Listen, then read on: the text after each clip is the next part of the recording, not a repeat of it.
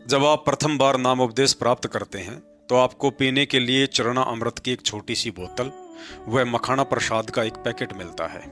परंतु साध संगत से जुड़े हुए भाई बहनों को छोड़कर आज भी संत रामपाल जी भगवान की 90% संगत को इस बात की सही जानकारी नहीं है कि चरणा अमृत व प्रसाद कब और कैसे ग्रहण करना होता है।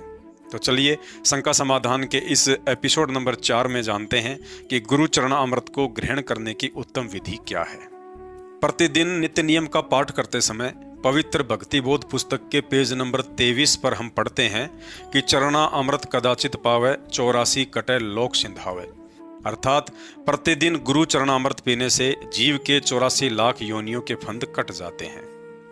नाम उपदेश के साथ ही गुरुदेव भगवान का चरणा अमृत तथा आदरणीय गरीबदास जी महाराज जी के द्वारा लिखवाए गए सूक्ष्म वेद अमर ग्रंथ के पाठ की शब्द शक्ति युक्त मखाना प्रसाद हमें प्रतिदिन प्रसाद रूप में ग्रहण करने के लिए दिया जाता है।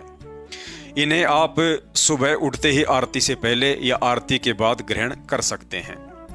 उपदेश के बाद आश्रम से चरणा अमृत से भरी हुई जो प्लास्टिक की एक छोटी सी बोतल मिलती है, उस बोतल में से मात्र कुछ बूंद या एक ढक्कन चरणा अमृत किसी अन्य साफ सुथरी 1 या 2 लीटर की बड़ी बोतल में डालकर ऊपर से सादा पानी डालकर भर लें तथा आश्रम से मिली हुई छोटी वाली बोतल को दरबार साहिब या अलमारी में ढक्कन लगाकर सुरक्षित रख दें।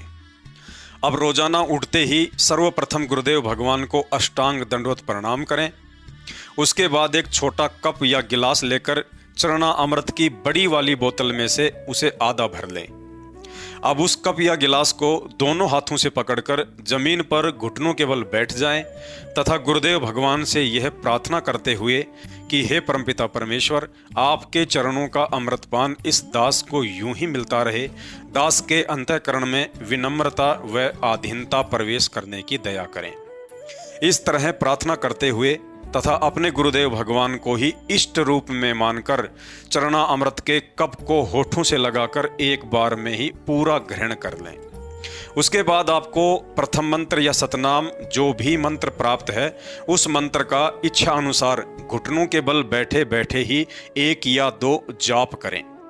जाप करने के बाद खुली आंखों से सामने रखे हुए गुरुदेव भगवान के स्वरूप के दर्शन करते हुए अष्टांग दंडवत प्रणाम करें। अष्टांग दंडवत प्रणाम करने के बाद उस खाली कप या गिलास में थोड़ा सा सादा पानी डालकर फिर से हिलाकर ग्रहण कर लें तथा गिलास को स्वयं अपने हाथों से धोकर रख दें। उसके बाद मखाना प्रसाद के 2-4 दाने भी प्रसाद रूप में ग्रहण कर लें। लेकिन ध्यान रहे, चरणा अमृत व मखाना प्रसाद को कभी भी खड़े होकर ग्रहण ना करें।